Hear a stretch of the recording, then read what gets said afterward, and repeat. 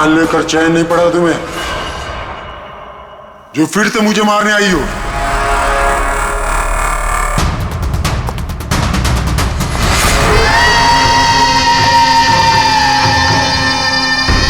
तुम? मैंने तुम्हें सेल्फ डिफेंस में मारा था, और वैसे भी तुम एक मुजरिम हो। क्या मुजरिम के घर परिवार नहीं होते?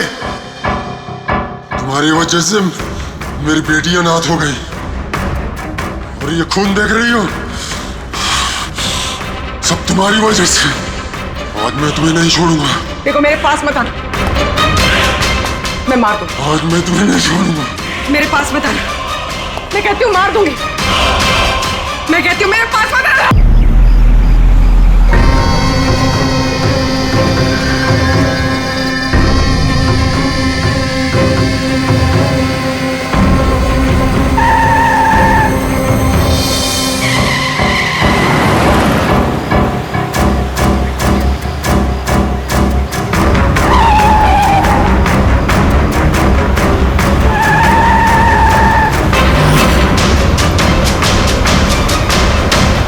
गाड़ी में सोना अच्छी बात नहीं है।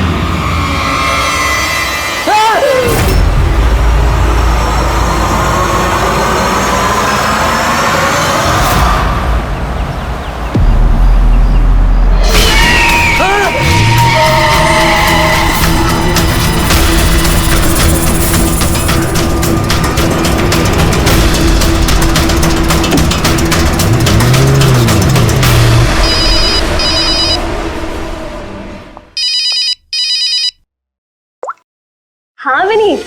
लीला help me, Leela please help me. Leela क्या हो गया विनीत, तुम इतनी टेंशन में क्यों लग रहे हो? लीला ये लोग मुझे मार डालेंगे। लीला कौन मार डालेगा विनीत, तुम किसकी बातें कर रहे हो? लीला आई थिंक मैं लाइफ में कभी तुमसे नहीं मिल पाऊंगा। लीला विनीत बकवास बंद करो। कहाँ पे हो तुम, मुझे अपनी एग्जैक्ट लोकेशन बताओ। मैं सेबेस्टियन रोड पे हूँ, पुराने पोस्ट ऑफिस के पास। विनीत एक काम करो, तुम वहीं पे रुको, मैं टैक्सी लेके अभी वहीं पे तुम्हें लेने आती हूँ। हेलो लीला। हेलो विनीत, तुम ठीक हो? फोन को भी हेलो लीला। ये फोन को भी अभी कटना था।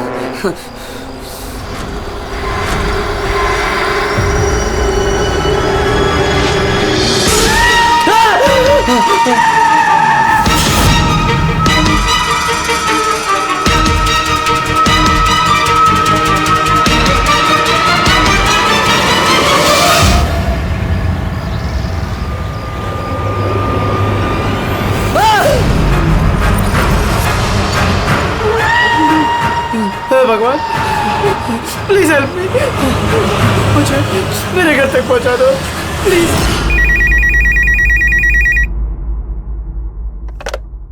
Hello, CID bureau. Hello ma'am, ma'am please मेरी मदद कीजिए। मैम मेरे पति इस वक्त बहुत बड़ी मुसीबत में है। क्या सब क्या हुआ आपके पति को?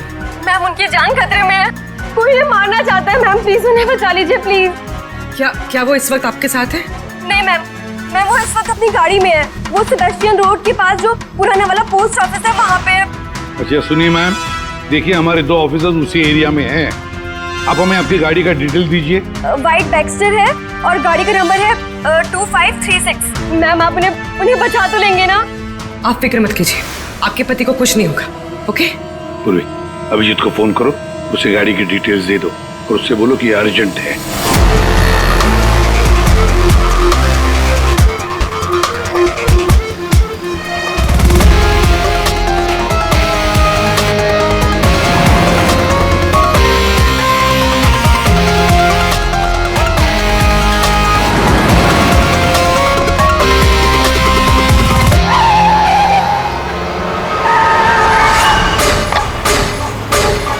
या यही नंबर है। ये गाड़ी ऐसे क्यों चला रहा है? ये तो एक्सीडेंट कर देगा।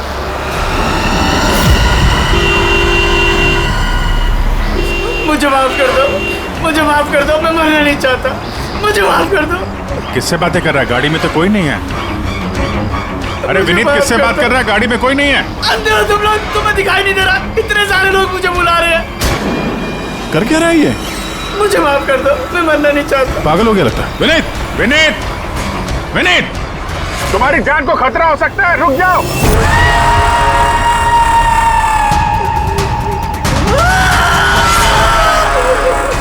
अंकल मेरे साथ खेलो ना, बहुत मजा आएगा। विनीत गाड़ी रोको, साइड में लगाओ।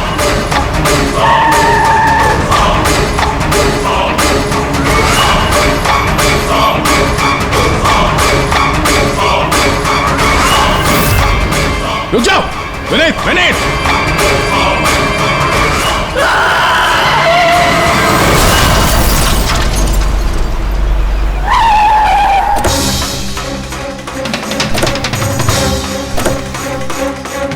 विनीत, ओह नो, ये तो मर चुका है। स्मेल है।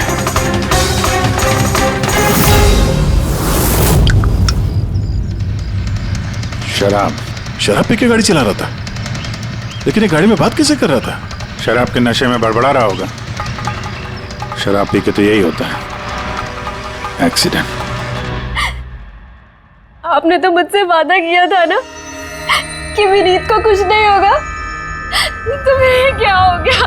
देखिए मैडम, अगर उनकी जान को किसी और से खतरा होता तो हम उन्हें जरूर बचा लेते, लेकिन वो तो खुद ही शराब पी के गाड़ी चला रहे थे। आप तो जानती हैं कितना खतरनाक है। नहीं, उनकी जान खुद उनकी वजह से नहीं गई है, बल्कि उन लोगों की वजह से गई है जो इतने दिनों से उन्हें परेशान कर रहे थे। कौन लोग? सुबह शाम सोते जागते हर वक्त वो उन्हें सताते रहते थे। वो इतना ज्यादा परेशान हो गए थे कि उन्होंने अपने बिजनेस पे भी पूरी तरह से ध्यान देना बंद कर दिया था। किन लोगों की बात कर रही हैं आप? जरा साफ साफ बताइए। मैम, विनीत की मौत हमारे सामने हुई थी और उस वक्त कार में उसके अलावा और कोई भी नहीं था, तो उसकी मौत का दोष आप किसी और को कैसे दे सकती हैं? क्योंकि उनका खून हुआ है। मर्डर है ये, मर्डर। मर्डर हुआ है? आप जानती है किसने किया ये? आत्माओं ने। भले ही आप लोगों ने वो आत्माएं नहीं देखी होंगी, लेकिन विनीत उन्हें साफ साफ देख सकते थे। सीआईडी आत्माओं को नहीं मानती। आप भी मानते सर। अगर आपने वो 2 हफ्ते पहले वाला नजारा देखा होता। लीला उठो, उठो लीला, लीला उठो। विनीत, विनीत,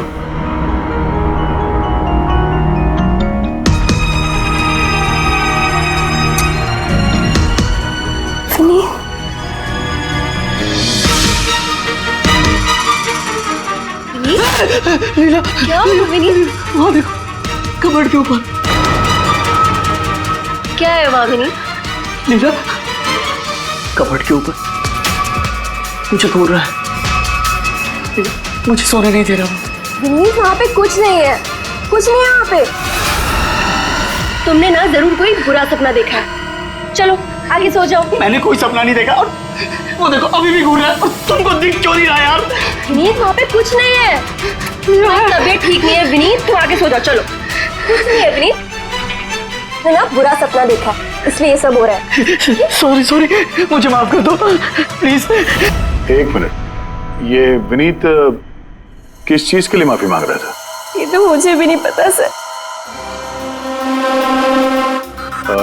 विनीत काम क्या करता था? सर, उनकी कंपनी हॉस्पिटल्स में मेडिकल इक्विपमेंट सप्लाई करती थी। आप श्योर है कि वो विनीत का खून आत्मा नहीं किया?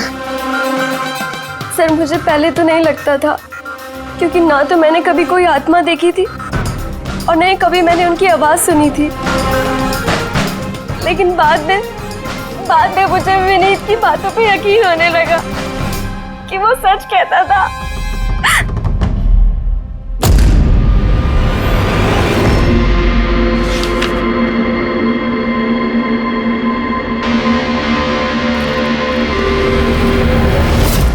हाँ बॉस, इसकी मौत की एक ही वजह नजर आ रही है, इसके सर पर लगी हुई है चोट जो इसे एक्सीडेंट के दौरान लगी।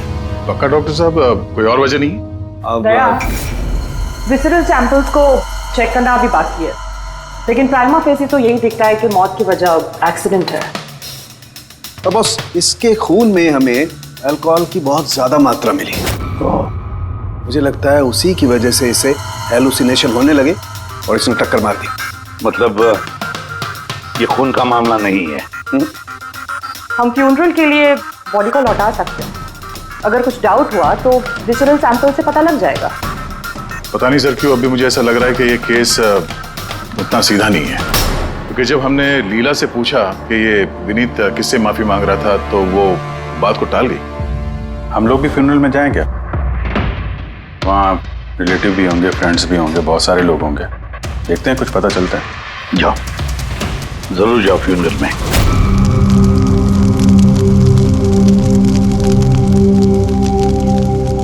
अच्छा हुआ मर गया। ऐसे गलत लोगों के साथ ऐसा ही होना चाहिए। तुमने बिल्कुल ठीक कहा, इसकी मौत इससे बदतर होनी चाहिए थी।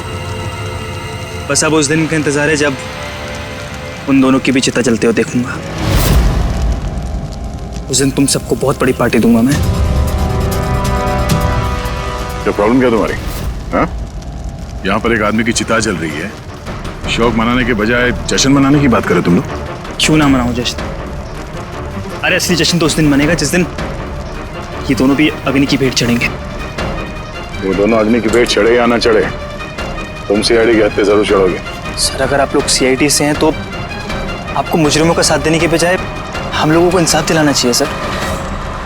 एक मिनट, कहना क्या चाहते हो? पूरी बात बताओ। सर मेरा नाम रोहित है और मेरे पिताजी पर्पल हॉस्पिटल में एडमिट थे। डॉक्टर सर वो वेंटिलेटर पे। डॉक्टर, नर्स डॉक्टर का रिलैक्स। मेरे पिताजी मर रहे हैं वहाँ पे, प्लीज डॉक्टर को बुलाइए प्लीज।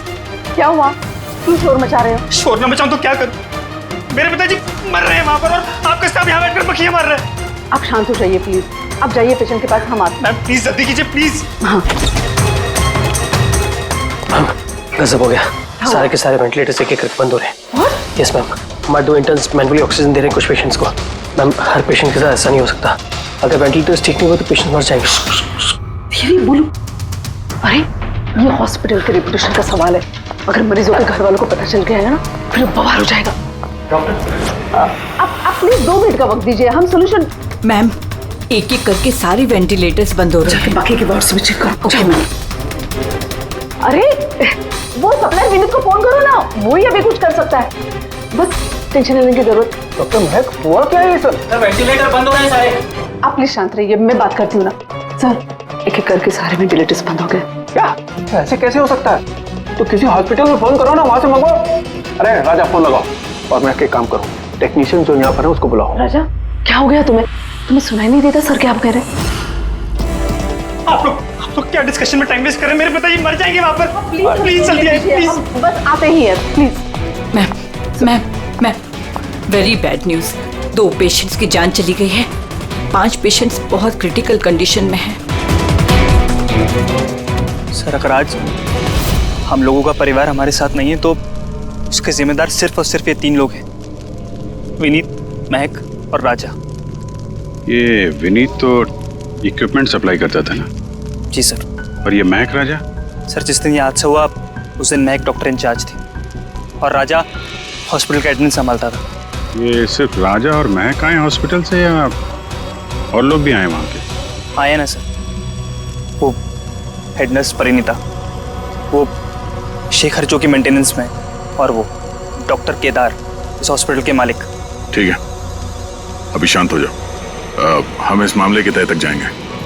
अगर तुम्हारे पिताजी के साथ नाइंसाफी हुई है तो उन्हें इंसाफ जरूर मिलेगा।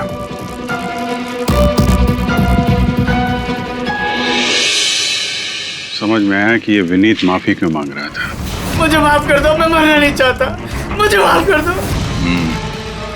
और ये भी समझ में आ रहा है कि विनीत की मौत से इतने लोग खुश क्यों हैं। यानी विनीत की मौत का जिम्मेदार कोई भी हो सकता है। अब विनीत के बाद खूनी का अगला निशाना ये महक और राजा हो सकते हैं।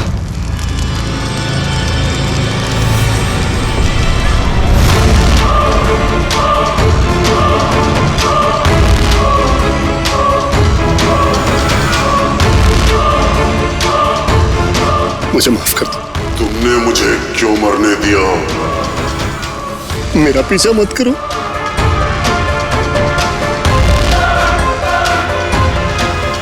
ये बात किससे कर रहा है?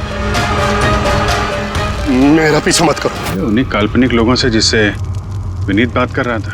शायद तू मुझे बचा सकती थी, क्यों मरने दिया मुझे? तुम भी मरने के लिए तैयार हो जाओ। और ये महक भी सहमी से लग रही है।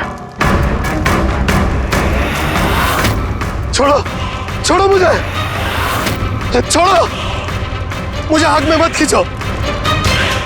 मेरी कोई गलती नहीं है।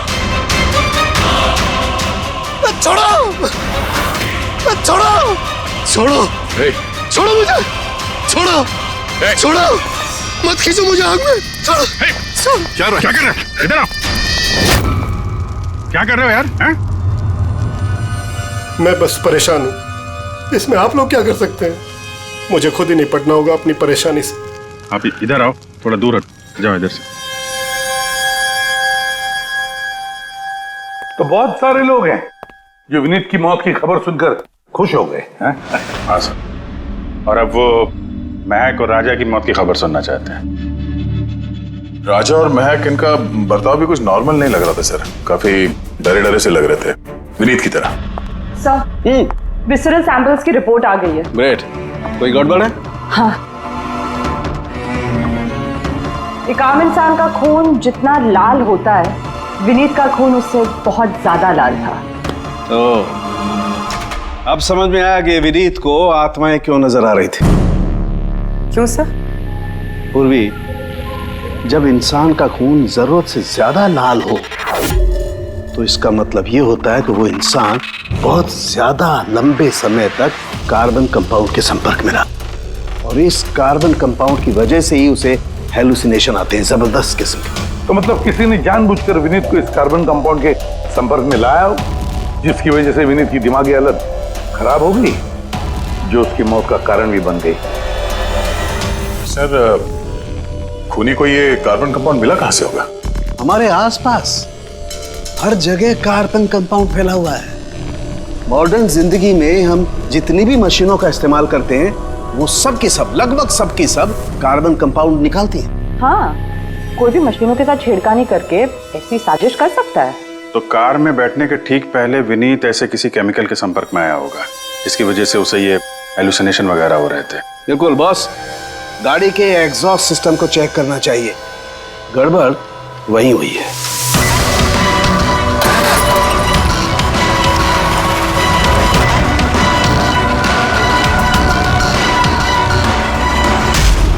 सालों के सर तो सही बोले थे सर, इसमें से तो केमिकल भर भर के आ रहा है। एक बात तो पक्की है पंकज, आत्मा कोई नहीं थी। हाँ सर, इसका मतलब अब खूनी के निशाने पे दो लोग हैं, राजा और महक।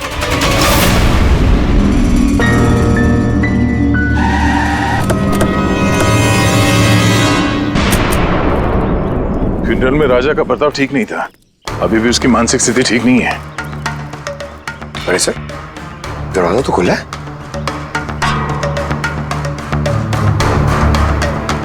ये खूनी राजा तक पहुंच तो नहीं गया? ये क्या माहौल है? कैंडल्स,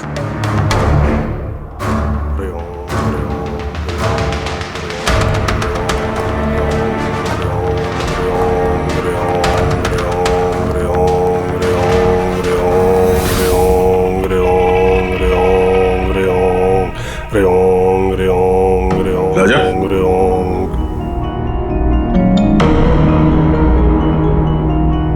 आप ठीक हो? कौन है आप लोग? सीआईडी। विनीत के अंतिम संस्कार में मिले थे हम लोग, तुम आग में कूदने वाले थे, हमने तुम्हें रोका था, भूल गए?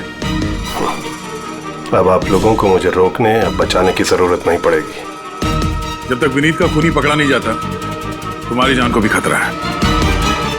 अच्छा सच सच बताना, उन 12 मरीजों की मौत क्या तुम्हारी लापरवाही की वजह से गई थी? खबरदार जो मुझ पर ऐसा गंदा और झूठा इल्जाम लगाया था। मैं निर्दोष हूं और कोई नहीं मरा मेरी वजह से। शांत शांत। राजा बड़ी मुश्किल से शांत हुआ है, इसको गुस्सा मत दिलाइए। आपकी तारीफ? श्लोक नाम है मेरा। मैं राजा की इस बुरे वक्त से बाहर निकलने में मदद कर रहा हूँ। ओह, तो आप साइकियाट्रिस्ट हैं? साइकियाट्रिस्ट नहीं, साइकिक, मीडियम। इस दुनिया और दूसरी दुनिया के बीच एक पुल समझ लो। दूसरी दुनिया? दूसरी कौन सी दुनिया? वही आत्माओं वाली दुनिया। वैसे हम भी एक पुल है, मुजरिमों की दुनिया से लेके जेल के अंदर सलाखों के पीछे तक पहुंचाने का पुल। पर सर, आप मुझे सलाखों के पीछे क्यों डालना चाह रहे हैं? मैं तो राजा की आत्माओं से बचाने में मदद कर रहा हूँ। राजा को आत्माओं से नहीं, केमिकल पॉइजनिंग से बचाने की जरूरत है। और बंद करो अपना ये ढोंग, समझे? सर, वो कहाँ इशारा कर रहे? उस बूढ़े आदमी की तरफ जो एसी के पास खड़ा हुआ है। किसकी बात कर रहे हैं? मुझे तो कोई भी नहीं दिख रहा। मुझे भी नहीं दिख रहा है। मानो या ना मानो, इस कमरे के अंदर कोई शक्तिशाली आत्मा है जो राजा को नुकसान पहुंचाना चाहती है। अभी पता चल जाएगा।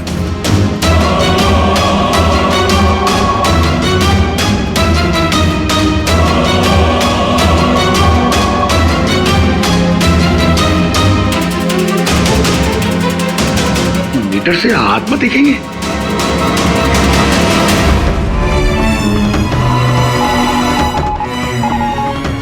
देखा, वो आत्मा एसी के पास ही है। मेरी ईएमएफ मशीन झूठ नहीं बोल सकती।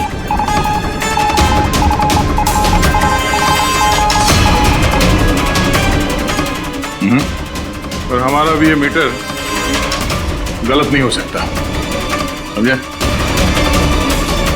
डैडी, लगता है राजा को कार्बन कंपाउंड का असर उसकी गाड़ी से ही हुआ है। एक काम करो, ये मीटर ले जाओ, उसकी कार चेक करो। रेडी?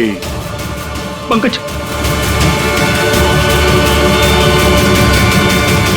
बताओ महक, विनीत के फ्यूनरल पे क्या देखा तुम? मैंने किसी को नहीं देखा, कुछ भी नहीं देखा। झूठ मत बोलो। अगर कुछ नहीं देखा तो वहां से डर के भागे क्यों? मैं झूठ नहीं बोल रही हूँ, मैंने सच में किसी को नहीं देखा। अच्छा, अस्पताल में जो 12 मौतें हुई थी, क्या वो तुम्हारी लापरवाही की वजह से हुई थी? मेरी लापरवाही की वजह से? देखिए, मुझसे जो कुछ बन पड़ता है मैंने सब कुछ किया। मैंने डॉक्टर केदार से भी बात की, लेकिन उन्होंने कुछ एक्शन लिया ही नहीं, तो मैं और क्या करती। अच्छा, तो फिर इसमें डॉक्टर केदार की गलती है? उनसे भी ज्यादा गलती है उस राजा की। उसे चेक कर लेना चाहिए था कि वेंटिलेटर्स ठीक से काम कर रहे हैं या नहीं, उनके वक्त रहते सर्विसिंग हो रही है या नहीं। तो फिर राजा दोषी है? राजा और विनीत दोनों। विनीत को भी हमें वेंटिलेटर सप्लाई करने से पहले देख लेना चाहिए था कि वो कहीं खराब तो नहीं है। आखिर कितनी जानें टिकी थी उस वेंटिलेटर्स पे। लगता है राजा और विनीत के लिए तुम्हारे अंदर काफी कड़वाहट है। विनीत की मौत से तो बहुत खुश होगी तुम। ये कैसी बातें कर रही है आप? बिल्कुल भी नहीं। मैं एक डॉक्टर हूँ और मेरा काम पेशेंट्स की जान बचाना है। किसी की मौत से मैं कैसे खुश हो सकती हूँ?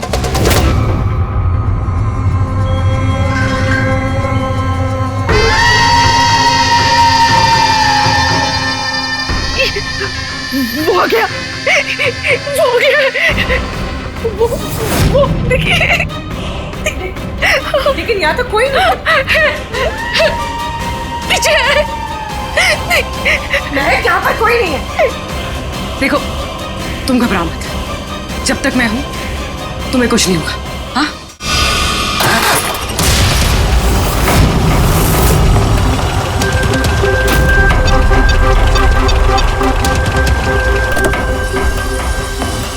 कार के एसी में तो कार्बन कंपाउंड नहीं है। घर के अंदर देखते, चलो।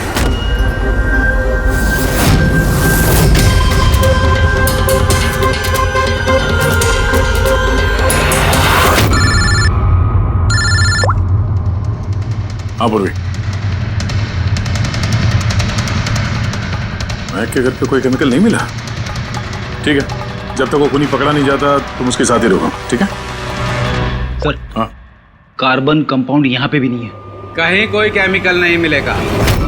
विज्ञान की दुनिया और केमिकल की दुनिया के अलावा भी कोई दूसरी दुनिया है, मानो या ना मानो। चुप, वो बंद।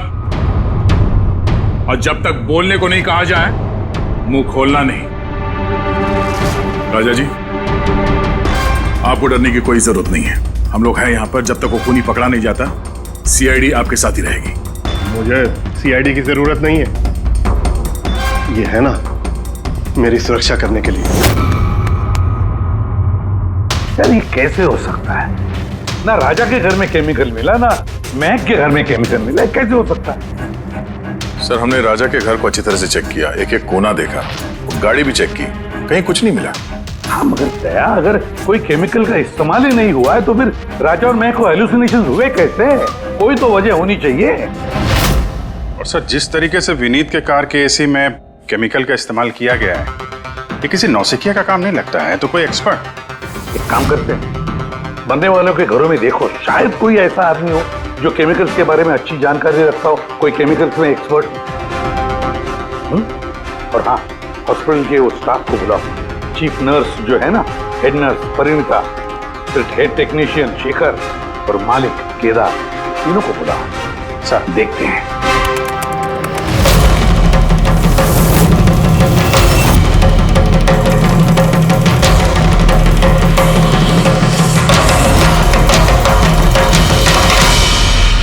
तुम्हारा नाम शेखर है? Yes sir. हॉस्पिटल के हेड मैकेनिक, मेन टेक्नीशियन, मतलब हॉस्पिटल में जब भी किसी मशीनरी में प्रॉब्लम्स आ जाते तो पहले तुम्हें पता चलता है। जी हाँ सर। तो हॉस्पिटल के वेंटिलेटर्स खराब हो गए थे, ये तुम्हें पता नहीं था? सर पहले से पता था। तो फिर किया कुछ नहीं क्यों? बताया क्यों नहीं किसे? हाँ सर, इसमें मेरी कोई गलती नहीं है। तो फिर किसकी गलती? सर, मैंने महक को पहले से ही बता दिया था वेंटिलेटर्स के बारे में, कि वेंटिलेटर्स में प्रॉब्लम हो रही है और वो कभी भी खराब हो सकते हैं। और ये वेंटिलेटर्स बंद होने से पहले तुमने बताया था? यस सर, 1 वीक पहले। मैम, मैंने आपको एक नोटिस भेजा था, वार्ड 3 के वेंटिलेटर्स ठीक तरह से काम नहीं कर रहे हैं। ओह, मैंने वो तुम्हारा लेटर पढ़ लिया था शेखर, तुम टेंशन मत लेना, मैं कुछ करती हूँ। बट मैम, मामला थोड़ा अर्जेंट है। हाँ हाँ मुझे पता है। डॉक्टर महक। यस मैम, आपको अकाउंट्स डिपार्टमेंट ने इमीडिएटली बुलाया है। हाँ ओके चलो। Okay ma'am. तुरंत वही शेखर, मैं कुछ ना कुछ करूँगी पक्का। बट सर, उन्होंने मेरी बात को सीरियसली लिया ही नहीं। हाँ, महक ने वेंटिलेटर्स खराब होने पर पेशेंट्स को बहुत बचाने की कोशिश की, मगर राजा सर इतने घबरा गए कि कुछ कर ही नहीं पाए। शेखर जी, तुम कितना सच बोल रहे हो, कितना झूठ, ये तो हम पता लगा ही लेंगे। सर, महक की कोई गलती नहीं है, उसने मुझे वेंटिलेटर्स खराब होने के बारे में पहले ही बता दिया था। लेकिन आपने क्या किया? सर, मैंने हॉस्पिटल के एडमिन हेड को बता दिया था, राजा को, क्योंकि हॉस्पिटल के जितने भी ये मशीनरी है उनकी देखरेख की जिम्मेदारी एडमिन हेड की होती है सर। तो आपने एडमिनिस्ट्रेटिव हेड राजा को बता दिया और आपकी जिम्मेदारी खत्म हो गई। आप मालिक है ना इस हॉस्पिटल के, तो जिम्मेदारी खत्म कैसे होती है आपकी? सर, मैंने अपनी जिम्मेदारी निभाई, तभी तो मैं खुद गया राजा के केबिन में। राजा। जी सर। ये सब क्या कर रहे हो? अरे ये सब जरूरी नहीं है, इतने सारे मरीजों की सांसें वेंटिलेटर के भरोसे चल रही हैं, तुम यहाँ बैठे हो, अरे कुछ करो ना। जी सर, मैं अभी सप्लायर से बात करके वेंटिलेटर बदलवा देता हूँ। प्लीज प्लीज जल्दी करो। जी सर, मुझे समझ में नहीं आ रहा कि उन्होंने वेंटिलेटर्स बदलवाए क्यों नहीं। मैं हैरान हूँ सर, कोई भी केदार जी पे उंगली उठा नहीं रहा। हर कोई राजा, विनीत और महक के पीछे पड़ा हुआ है। वही तो, हॉस्पिटल के मालिक है ना केदार जी, तो पूरी की पूरी जिम्मेदारी भी केदार जी तुम्हारी है। लेकिन सर, अब मैं खुद जाके तो रिपेयर नहीं कर सकता ना वेंटिलेटर्स। सर, मेरा काम है कि कंसर्न डिपार्टमेंट को इन्फॉर्म करना, और सर वो मैंने कर दिया। बल्कि मैंने विनीत से खुद बात करी, मैंने उससे कहा कि अगर ये रिपेयर हो सकते हैं तो रिपेयर करे, वरना इनको चेंज कर दे, और उसने कोई एक्शन ही नहीं लिया। उसने कोई एक्शन नहीं लिया, उसने कोई एक्शन नहीं लिया। आपने क्या एक्शन लिया? और नाम भी ले रहे हो तो विनीत का जो मर चुका है, या राजा का जो जवाब देने की हालत में नहीं है। सर, जो सच था वो मैंने आपको बता दिया, अब वो मानना ना मानना सर आपके हाथ में है। परिणीता। जी सर। हॉस्पिटल की हेड नर्स, तो तुम हॉस्पिटल के बारे में सब कुछ जानती होंगी? जी सर। तो फिर अब सच सच बताओ, ये जो कुछ भी हुआ है किसकी लापरवाही से हुआ है? बताओ जल्दी। हाँ सर, बताती हूँ। मेरे साथ धोखाधड़ी करने की कोशिश मत करना राजा। और हाँ, अगर मशीनों में कोई फिजिकल डैमेज है वो वारंटी में नहीं आता। अगर तुमको नए वेंटिलेटर चाहिए तो पूरी कॉस्ट पे करनी होगी, समझा? मैंने तुमसे घटिया इंसान आज तक अपनी जिंदगी में नहीं देखा। अब ना तो हमारा हॉस्पिटल तुमसे कोई सामान लेगा और ना ही शहर का कोई दूसरा हॉस्पिटल। सुनो, ये धमकी किसी और को देना। जानता नहीं तुझे मैं कौन हूँ। जो करना है कर ले।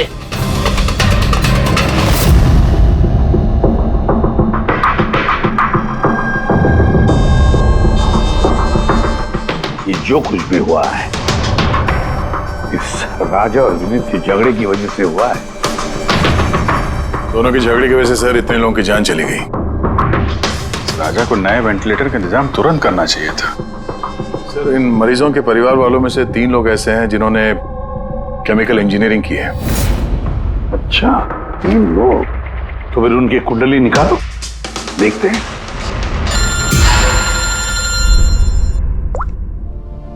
हेलो, इसे भी प्रतिबंध।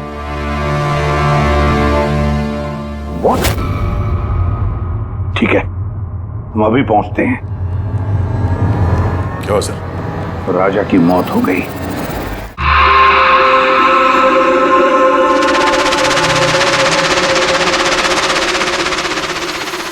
दया, मौत तो उसकी सर पे चोट लगने की वजह से हुई। लगता है छत से कूद गया है। जरूर हेलुसिनेशंस इतने भारी पड़ गए होंगे कि दिल मिलाकर राजा ने ऊपर से छलांग लगा दी। और तुम ख्याल रखने वाले थे ना इसका? ये ख्याल रखा तुमने? हाँ? सर, राजा तो एकदम शांत तरीके से हो गया था। मुझे क्या पता था कि अचानक उठ जाएगा और खुदकुशी कर लेगा। जिस वक्त ये सब हुआ तुम कहाँ थे? हाँ? सर, मैं दूसरे कमरे में सो रहा था। तभी मुझे राजा के जोर जोर से चीखने की आवाज सुनाई दी। मुझे इन आत्माओं को नहीं झेलना, मुझे इसे निजात चाहिए, आजादी चाहिए। और जब तक मैं इसके पास पहुंचता, ये छत से कूद गया साहब। वाह, क्या बात है। राजा को अकेले छोड़कर तुम घोड़े बेच के सो रहे थे? हाँ? मैंने तो कमर कस ली थी कि नहीं सोऊंगा, पर न जाने कैसे नींद आ गई। जरूर मुझे उन आत्माओं ने सुला दिया होगा। आप ये देखिए सर, मीटर की रीडिंग भी कितनी बढ़ गई है। मुझे मेरी तबीयत भी कुछ कमजोर लग रही है सर। अगर दोबारा ये मीटर दिखा दिया ना मुझे तो याद रख। एक मिनट दया, 1 मिनट। भाई जरा मीटर देना मुझे। ये लीजिए। ये मीटर मैं रख लेता हूँ। हाँ, तुम्हें लौटा दूंगा बाद में। जी सर, पर दे दीजिएगा। हाँ, जरूर दे दूंगा। अभी एक काम करो, अभी तुम घर जाके थोड़ा आराम करो। थक गए हो ना, बहुत कमजोरी होगी तुम्हें। हाँ जी साहब। बराबर सोए नहीं, जाओ आराम करो। ये क्या डॉक्टर साहब, उसे जाने दिया और ये मीटर रख लिया? दया, ये मीटर जो है ना, ये बड़े काम की चीज है।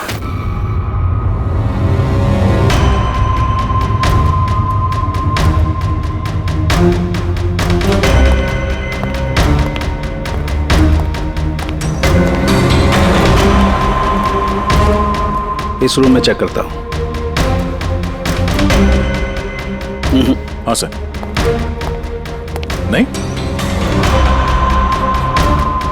ऊपर चलते हैं।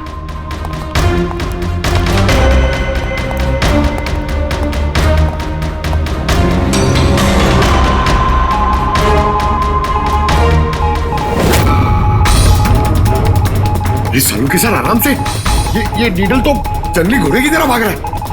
माय गॉड, हम यहाँ पर ऐसे नहीं खड़े रह सकते दया। हमें प्रोटेक्टिव गियर्स पहनने पड़ेंगे। Protective gears? वो किस लिए सर? अरे अपनी सुरक्षा के लिए।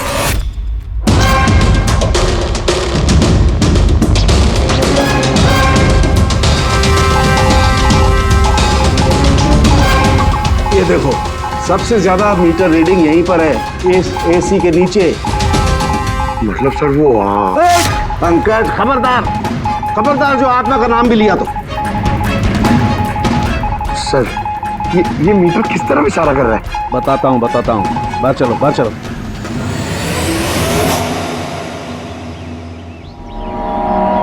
देखा दया, ये है EMF, इलेक्ट्रोमैग्नेटिक फील्ड डिटेक्ट करता है। ये इलेक्ट्रोमैग्नेटिक फील्ड्स ये तो आजकल सभी इलेक्ट्रॉनिक अप्लायंसेस में होता है सर, टीवी, फ्रिज, एसी में। बिल्कुल दे, लेकिन उन अप्लायंसेस का ईएमएफ हिडन होता है, छिपा हुआ होता है, ताकि लोगों पर बुरा असर ना हो। कैसा बुरा असर? नहीं, इसकी वजह से लोगों को नौशिया हो सकता है, जी घबरा सकता है, बेचैनी हो सकती है, और अगर ज्यादा देर तक संपर्क में रहे तो हेलुसिनेशन होना भी कोई बड़ी बात नहीं है। ओह, मतलब राजा को ये हेलुसिनेशन किसी केमिकल की वजह से नहीं हुआ है, अपने घर के इलेक्ट्रॉनिक अप्लायंसेस की वजह से हुआ है, क्योंकि उसका वो ईएमएफ ढका हुआ नहीं था। बिल्कुल। इसका मतलब है सर किसी ने ये जानबूझ के छेड़छाड़ की है इसमें। हो सकता है दे। वैसे ही राजा को अंदर से पछतावा महसूस हो रहा था, दुखी था बेचारा कि वो मरीजों को बचा नहीं पाया, इसीलिए हेलुसिनेशन उसे पछतावे के रूप में दिखाई देने लगे। शायद इसी पछतावे की वजह से इस विनीत की भी मौत हो गई। बिल्कुल, और वो अशोक, उससे भी कमजोरी इसीलिए महसूस हो रही थी क्योंकि वो भी काफी देर तक इस ईएमएफ के संपर्क में था। यहाँ पे वो कार्बन कंपाउंड नहीं मिला घर में। मिलेंगे कैसे दे, क्योंकि यहाँ तो ईएमएफ का इस्तेमाल हो रहा था, और सबसे ज्यादा रीडिंग मुझे बेडरूम के एसी में मिली। इसका मतलब बेडरूम के एसी में छेड़छाड़ हुई। फिर तो उस महक के घर में भी ईएमएफ। ओह नो, हमें तुरंत पूरी को इन्फॉर्म करना होगा।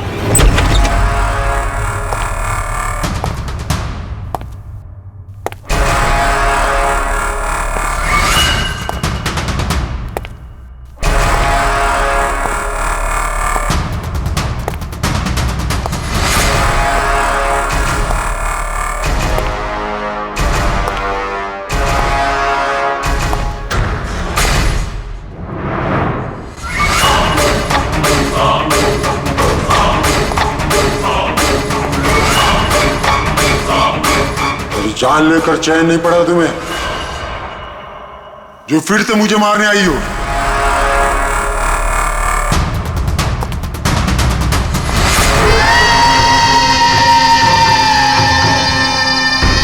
तुम? मैंने तुम्हें सेल्फ डिफेंस में मारा था, और वैसे भी तुम एक मुजरिम हो। क्या मुजरिम के घर परिवार नहीं होते? तुम्हारी वजह से मेरी बेटी अनाथ हो गई, और ये खून देख रही हो, सब तुम्हारी वजह से। आज मैं तुम्हें नहीं छोड़ूंगा। देखो, मेरे पास मत आना, मैं मार दूंगा। आज मैं तुम्हें नहीं छोड़ूंगा। मेरे पास मत आना, मैं कहती हूँ मार दूंगी। मैं कहती हूँ मेरे पास मत आना, मार दूंगी। क्या कर रही हो तुम? छोड़ो से। सवाल आदमी। क्या? सर यहाँ पे। सर रोकिए इसे, ये मुझे मारना चाहती है। पहले यहाँ से बाहर निकली, जल्दी आउट ऑफ हियर प्लीज, जल्दी फास्ट। ये हैं वो 3 लोग जिनका संबंध केमिकल इंजीनियरिंग से है। सुहास, दीपक और किशोर। खूनी इनमें से कोई भी हो सकता है। नहीं अभिजीत, कार के एसी में केमिकल फिक्स करना अलग बात है, और इलेक्ट्रोमैग्नेटिक फील्ड को इतनी होशियारी के साथ इस्तेमाल करना अलग बात है। मुझे लगता है ये कोई ऐसा आदमी है जिसे साइंस की, मेडिकल साइंस की बहुत अच्छी जानकारी है, या तो कोई डॉक्टर या कोई साइंटिस्ट। जिसने भी किया उसने पूरा बंदोबस्त किया था इस इलेक्ट्रोमैग्नेटिक फील्ड का, कि ये महक और राजा दोनों कायम के लिए उस ईएमएफ के असर में रहे हैं। हो सकता है जब ये दोनों हॉस्पिटल में अपना काम कर रहे थे तब भी ये ईएमएफ वहां पर प्रेजेंट था। तो फिर सर शायद हॉस्पिटल के किसी मशीन के साथ भी छेड़छाड़ की गई होगी। बिल्कुल दया, बिल्कुल। और ये करने वाला वही है, हॉस्पिटल का अंदर वाला। तो ये वो जगह है जहाँ पे महक और राजा बैठा करते थे? जी हाँ। और कौन कौन आ जा सकता था इस कमरे में? सर सिर्फ स्टाफ वालों को अंदर जाने की परमिशन थी, वो भी अगर कोई काम हो तो। मतलब बाहर का कोई आदमी यहाँ नहीं आ सकता? नहीं सर, यहाँ तक कि मरीजों को भी अंदर जाने की इजाजत नहीं थी। उसका मतलब तो ये हुआ कि स्टाफ का ही कोई है, मतलब आप में से कोई एक खूनी है। ये आप कैसे कह सकते? ये हम नहीं कह रहे, ये ईएमएफ मशीन कह रही है जिसने हमें सब कुछ बता दिया है। और इस ईएमएफ मशीन के हिसाब से इस एसी के साथ छेड़छाड़ की गई थी। इसका मतलब है राजा और महक को मारने की कोशिश की गई थी, मगर बेचारा राजा मारा गया। एसी के साथ छेड़छाड़? क्या कह रहे हैं आप लोग? हमें तो कुछ समझ में नहीं आ रहा। ये बात इस कमरे में मौजूद वही इंसान समझ सकता है जो खुद खूनी है। और वो आज यहाँ एक प्रोटेक्टिव गियर पहन के आया है ताकि इलेक्ट्रोमैग्नेटिक फ्रीक्वेंसी से उसे कोई नुकसान ना हो। क्यों? कौन है वो?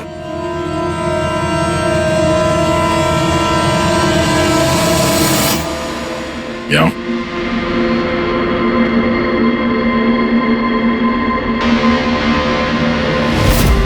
फैशन सेंस तो बहुत अच्छा है तुम्हारा शेखर। कपड़े के अंदर ये सुरक्षा कवच। तुम्हारे सारे पत्ते खुल चुके हैं शेखर। हमने तुम्हारे बारे में सब कुछ पता लगा लिया है। तुम ही यहाँ पे सिर्फ ऐसे टेक्नीशियन हो जो एसी के साथ छेड़छाड़ कर सकते हैं। अब जल्दी बताओ, क्यों किया तुमने ऐसा?